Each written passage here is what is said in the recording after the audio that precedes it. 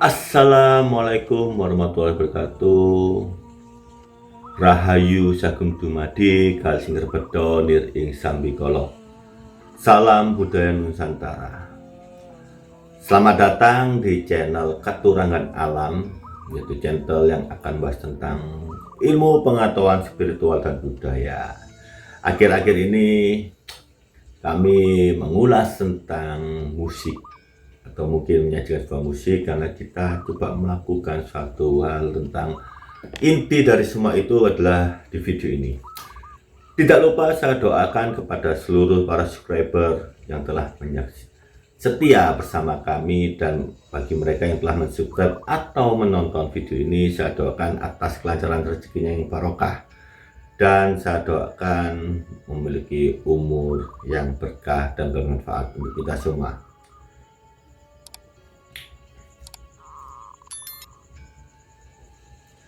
Pada kesempatan kali ini, saya ingin mengulas tentang cinta, atau coba memahami tentang apa sih cinta secara definisi yang ada menurut sudut pandang kami berdasarkan tutur, baik secara tutur dan yang kami ketahui. Namun sebelumnya saya menyampaikan apa yang disampaikan, saya mau menyampaikan pula bahwa apa yang disampaikan ini adalah suatu hal yang mungkin masih banyak keliruan atau kesalahan. Itu saran dan pendapat yang baik untuk video kali ini sangatlah kami harapkan, dan apabila adanya kekeliruan atau kesalahan itu dikarenakan keterbatasan ilmu pengetahuan kami. Kembali ke topik. Di sini kita coba memahami sebuah cinta menurut riset dan Shen, atau menurut ilmu pengetahuan. Dari sebuah lagu, puisi, hingga novel dan film, cinta yang romantis adalah salah satu subjek yang paling abadi untuk karya seni selama berabad-abad. Tapi bagaimana dengan ilmu pengetahuan? Bukti sejarah, budaya, dan bahkan evolusi menunjukkan bahwa cinta sudah ada sejak zaman kuno dan di berbagai belahan dunia. Sebuah kisah cinta romantis telah ditemukan ada dalam 147 dari 166 budaya yang diteliti dalam sebuah penelitian. Kompleksitas cinta sangat berkaitan dengan bagaimana orang mengalami secara berbeda dan bagaimana cinta dapat berubah seiring berjalannya waktu.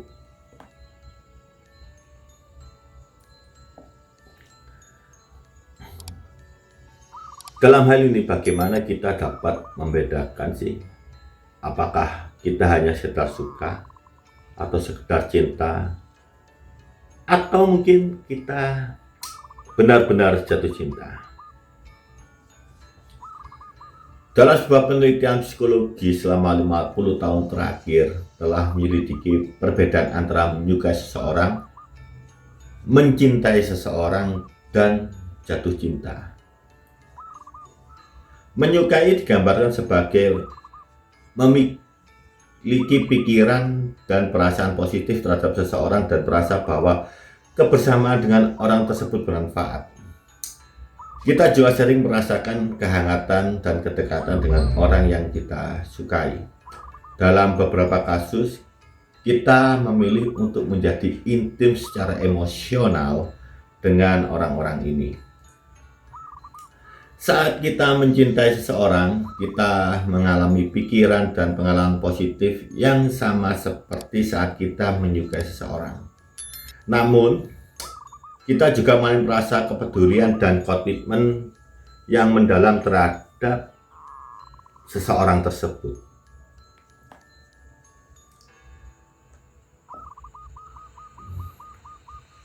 Jatuh cinta mencakup semua hal-hal yang tadi saya ungkapkan, tetapi juga melibatkan perasaan gairah dan ketertarikan seksual. Namun dalam sebuah penelitian terhadap pandangan orang tentang cinta menunjukkan bahwa tidak semua cinta itu sama.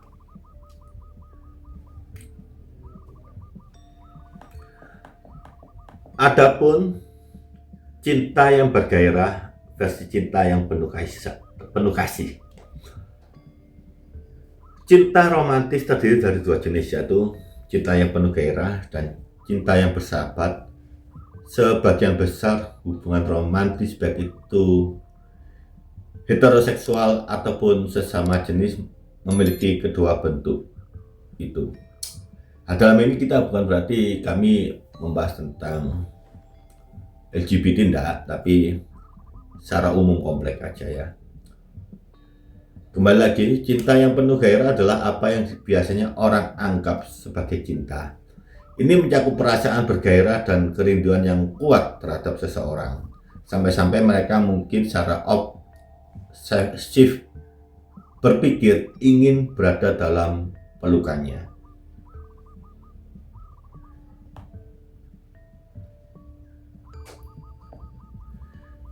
Bagian yang kedua dikenal sebagai cinta yang bersahabat.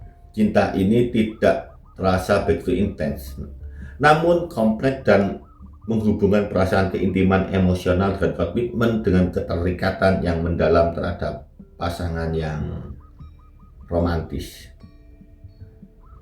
Terus bagaimana cinta dapat berubah seiring berjalannya waktu? Dalam sebuah penelitian yang melihat perubahan cinta romantis dari waktu ke waktu biasanya menemukan bahwa meskipun cinta yang penuh gairah diawali dengan intensitas yang tinggi, cinta tersebut akan menurun seiring berjalannya suatu hubungan. Ada berbagai alasan untuk hal ini. Ketika pasangan belajar lebih banyak tentang satu sama lain dan menjadi lebih percaya diri dalam masa depan jangka panjang hubungan, rutinitas pun akan berkembang. Kesempatan mengalami hal baru dan kegembiraan juga dapat menurun.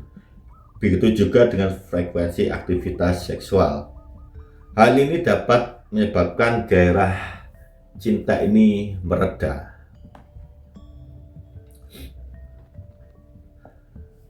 Meskipun penurunan cinta yang penuh gairah tidak dialami oleh semua pasangan, berbagai penelitian melaporkan sekitar 20-40% pasangan mengalami penurunan ini.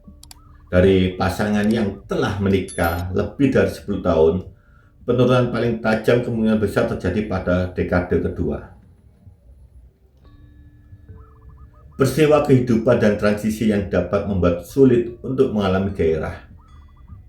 Orang-orang memiliki tanggung jawab yang saling bersaing, yang memengaruhi energi mereka dan membatasi kesempatan untuk menumbuhkan gairah. Menjadi orang tua adalah salah satu contoh menurunnya gairah dalam cinta ini. Sebaliknya, cinta yang penuh belas kasih biasanya ditemukan meningkat seiring berjalannya waktu.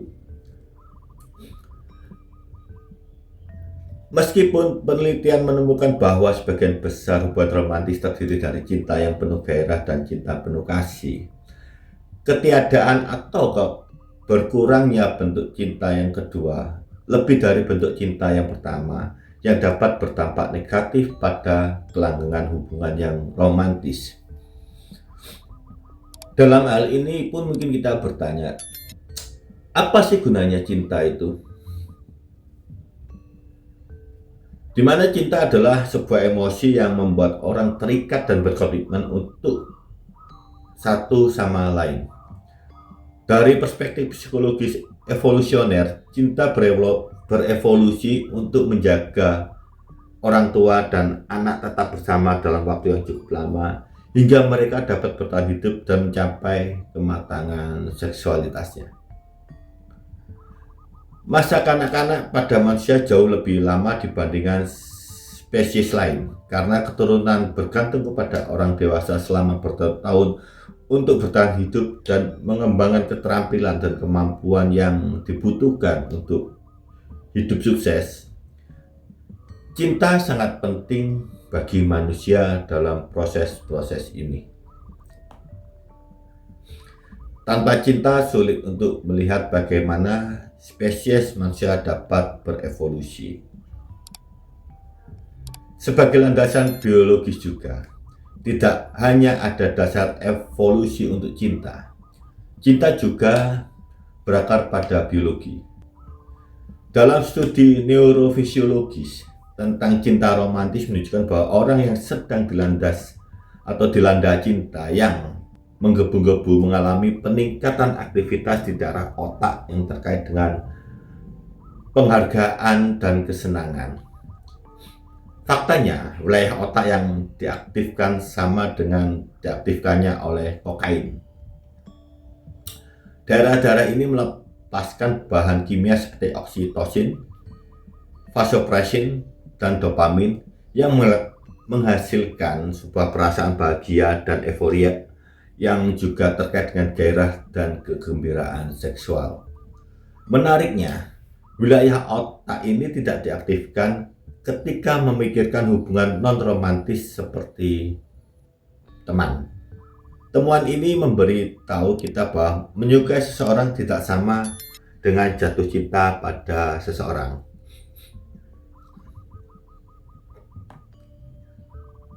Dari apa yang saya sampaikan tadi, mungkin kita mengetahui bagaimana sih gaya cinta kita. Untuk mengetahui seperti apa sih gaya cinta kita ulas lebih lanjut lagi masih dalam konteks video ini. Namun jangan lupa memberikan komentar dari apa yang telah saya ulaskan barusan tadi ya. Mungkin bisa menjadi suatu tambahan atau referensi kita bersama.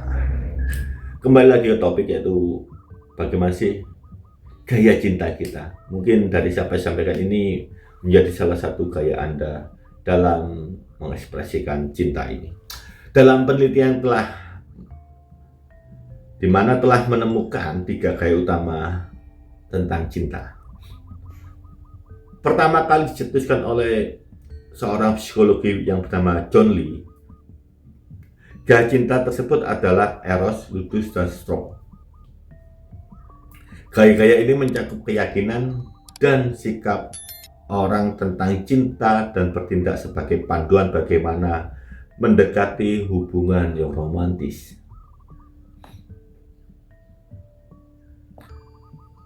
Yang pertama adalah eros. Eros adalah gaya cinta ini yang mengacu pada cinta erotis dan berfokus pada keterikatan fisik dan terlibat dalam seks. Perkembangan cepat dari perasaan yang kuat dan bergairah untuk orang lain dan keintiman yang intens. Yang kedua adalah tipe cinta ludus. Gaya ini melibatkan jarak secara emosional dan seringkali melibatkan permainan. Tidak mengherankan jika orang yang mendukung gaya cinta ini cenderung tidak berkomitmen, merasa nyaman untuk mengakhiri hubungan dan seringkali memulai hubungan baru sebelum mengakhiri hubungan yang sekarang.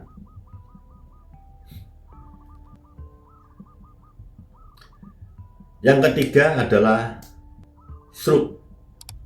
Stroke atau stroke sering dianggap sebagai bentuk cinta yang lebih dewasa. Prioritas diberikan untuk menjalin hubungan dengan orang yang memiliki minat yang sama. Kasih sayang diungkapkan secara terbuka dan tidak terlalu menekan pada daya tarik fisik. Orang yang memiliki cinta stroke sangat percaya pada orang lain dan tidak membutuhkan atau bergantung pada orang lain.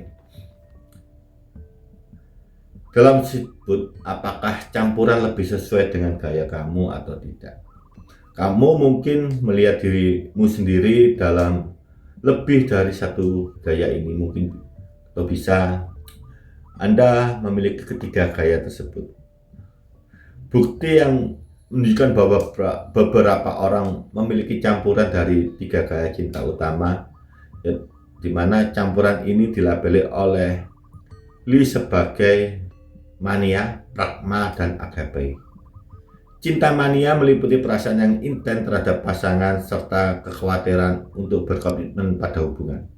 Cinta yang pragmatis melibatkan pembuatan pilihan hubungan yang masuk akal dalam menemukan pasangan yang akan menjadi pendamping dan teman yang baik. Agape adalah cinta yang rela berkorban, yang didorong oleh rasa tanggung jawab dan tidak memikirkan diri sendiri.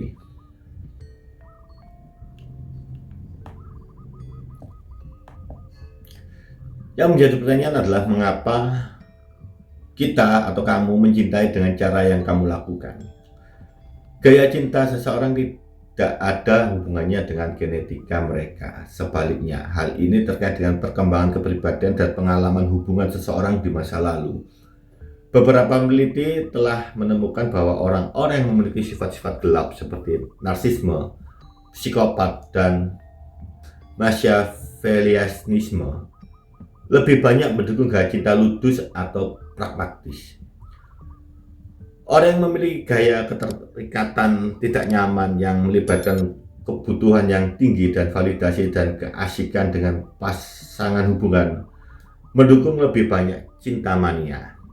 Sementara mereka yang merasa tidak nyaman dengan keintiman dan kedekatan tidak melakukan cinta eros. Terlepas dari perbedaan dalam cara merasakan cinta, ada satu hal yang sama bagi semua orang. Kita sebagai manusia adalah hewan sosial yang memiliki ketertarikan yang mendalam terhadap cinta. Sekian video kali ini. Apabila ada keliruan atau kesalahan, kami ucapkan mohon maaf yang sebesar-besarnya, dan apapun yang kami sampaikan atau mungkin itu adalah sebuah keliruan, kembali lagi bahwasanya apa yang disampaikan itu dikarenakan keterbatasan ilmu pengetahuan saya. Akhir kata saya ucapkan wassalamualaikum warahmatullahi wabarakatuh. Salam budaya, rahayu sagung dumadi kalsing beto nir ing sambikala. Suksma untuk para. Kelak kita berjumpa di surga. Akan ku ceritakan betapa sakitnya aku ketika kau tadi